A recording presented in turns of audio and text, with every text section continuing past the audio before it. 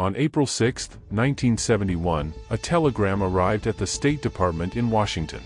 It was sent by Archer Blood, the United States Consul General in Dhaka, the capital of what was then called East Pakistan. It said, "Our government has failed to denounce the suppression of democracy. Our government has failed to denounce atrocities. Our government has evidenced what many will consider moral bankruptcy." Blood and nearly every member of his consulate staff had signed it.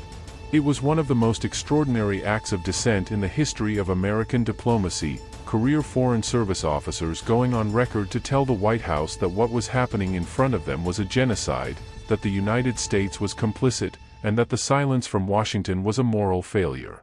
Kissinger's response to the Blood telegram was to have Archer Blood removed from his post. By the time Blood was reassigned, Pakistani forces had killed an estimated 300,000 to 3 million Bengalis. They had raped between 200,000 and 400,000 women.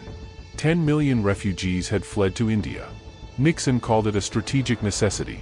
Kissinger called the Indians, who were trying to stop it, bastards. The genocide that created Bangladesh is listed in the Guinness Book of Records as one of the 5 deadliest genocides of the 20th century. Most Americans have never heard of it. To understand what happened in Bangladesh in 1971, you need to understand what Bangladesh was. In 1971, Bangladesh did not exist as a country. It was East Pakistan, the eastern wing of the state of Pakistan, separated from West Pakistan by 1,600 kilometers of Indian territory. The two wings had been created together at the partition of British India in 1947, united by their Muslim majority but divided by almost everything else: language, culture, geography, and the specific economic relationship between a Western elite that controlled the country's institutions and an Eastern majority that provided much of its revenue while receiving disproportionately little of it in return. By 1970, the Bengali population of East Pakistan, who made up the majority of the entire country, had organized a powerful democratic movement demanding greater autonomy.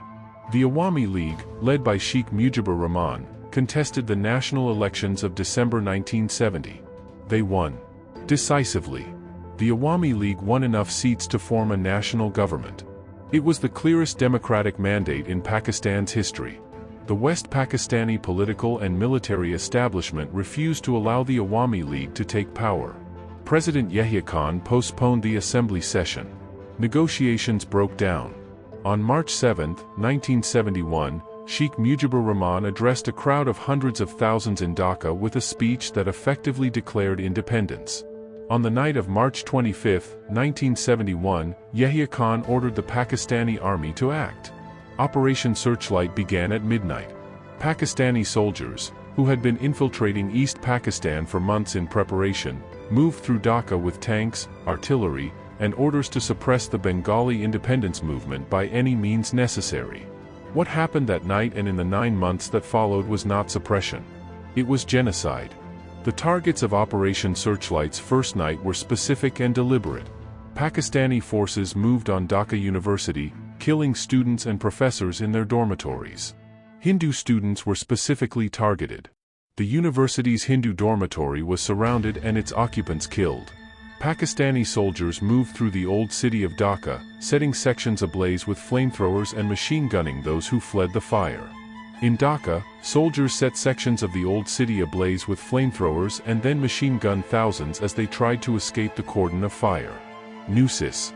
By dawn, tens of thousands of people had died. Bangladesh declared independence the following day.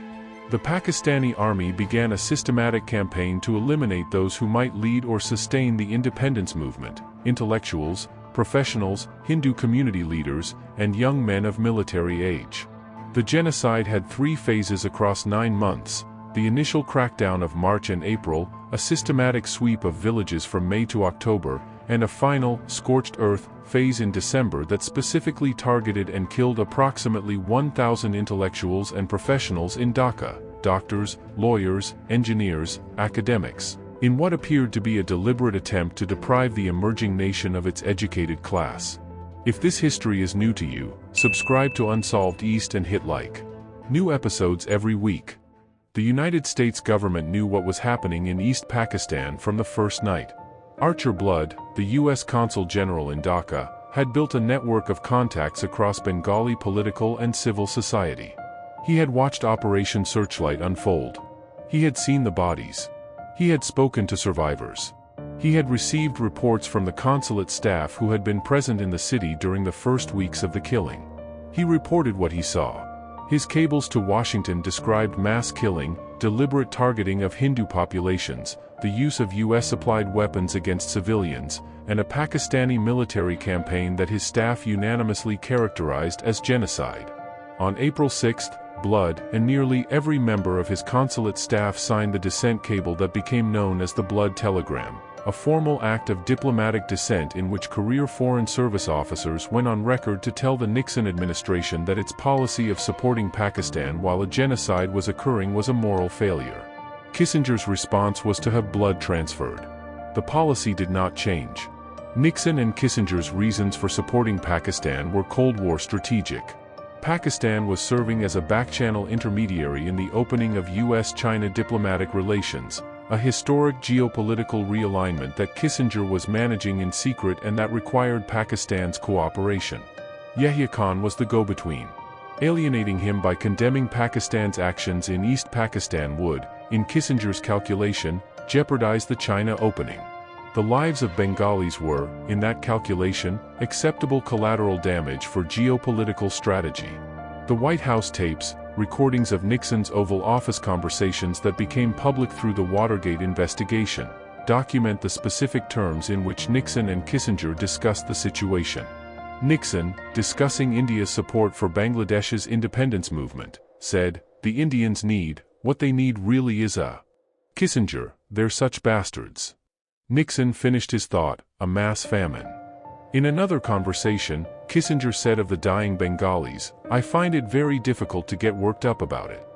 Throughout the 9 months of the genocide, the United States continued to supply arms to Pakistan, channeling weapons through Jordan and Iran to circumvent legal restrictions that required congressional notification for arms transfers to countries engaged in human rights violations.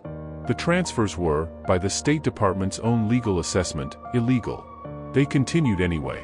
The specific moral universe that Nixon and Kissinger operated within in 1971 has been documented extensively in Gary J. Thabase's book The Blood Telegram, which uses the White House tapes and declassified diplomatic archives to reconstruct the internal deliberations of the Nixon administration during the genocide. What emerges from that reconstruction is not the portrait of men who did not know what was happening. It is the portrait of men who knew precisely what was happening and had decided that it did not matter enough to change their policy. The specific combination of factors that produced that decision, the Cold War strategic framework that evaluated human lives in terms of geopolitical utility, the personal contempt that Nixon and Kissinger expressed for Indians and Bengalis in their private conversations, the institutional culture that rewarded the subordination of moral considerations to strategic ones, is not unique to 1971 or to these two men. It is the specific logic that this channel has documented across multiple episodes: Indonesia, East Timor, My Lai, Gwangju. The logic that says, the people dying are not our people, and the strategic interest requires that we not interfere. The people who die in that logic are always someone else's people. They are always dying somewhere else. They are always, in the specific language of the officials who choose not to intervene, a tragedy. The genocide ended not because of international intervention through the United Nations. It ended because India went to war. By late 1971, India had received approximately 10 million Bengali refugees across its border, the largest refugee crisis in the world at that time. The humanitarian and economic strain was immense. India had signed a treaty of friendship with the Soviet Union in August 1971, providing some geopolitical cover against American and Chinese pressure. In December 1971, Indian forces crossed into East Pakistan in support of the Bengali independence fighters. The Pakistani army, outmatched and fighting on multiple fronts, surrendered to Indian and Bangladeshi forces on December 16, 1971. Bangladesh became an independent nation. The Pakistani army's formal surrender ended 9 months of killing. The final phase had targeted intellectuals, specifically doctors, lawyers, engineers, academics, their bodies found in the days after the surrender in fields outside Dhaka where they had been executed. The accountability for what had occurred was, as with so many cases this channel has covered, radically incomplete. Pakistan has never formally acknowledged the genocide. The Pakistani government's official position, maintained across successive governments for more than 50 years, is that the death toll has been exaggerated and that the Pakistani army's actions were a legitimate response to a civil conflict. Pakistan has never apologized. The United States has never formally acknowledged its complicity. The arms transfers that continued through the genocide were acknowledged in the historical record after declassification but never produced legal consequences. No American official was ever held accountable for the decision to continue supporting Pakistan while its forces carried out mass atrocities. Archer Blood, the diplomat who had risked his career to tell the truth, spent the rest of his career in secondary postings.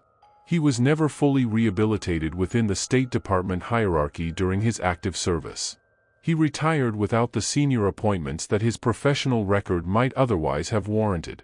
Henry Kissinger died in November 2023 at the age of 100. He was never tried. He was never formally accused in any legal proceeding. He gave hundreds of interviews across the decades that followed 1971. He never expressed remorse for Bangladesh. The Bangladesh genocide is listed in the Guinness Book of Records as one of the 5 deadliest genocides of the 20th century. It is not taught in most American schools.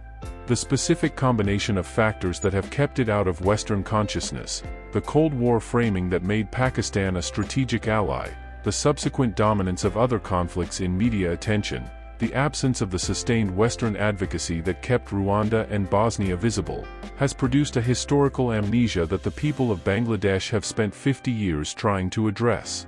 Bangladesh marks March 25 as Genocide Remembrance Day. Pakistan has never sent a representative.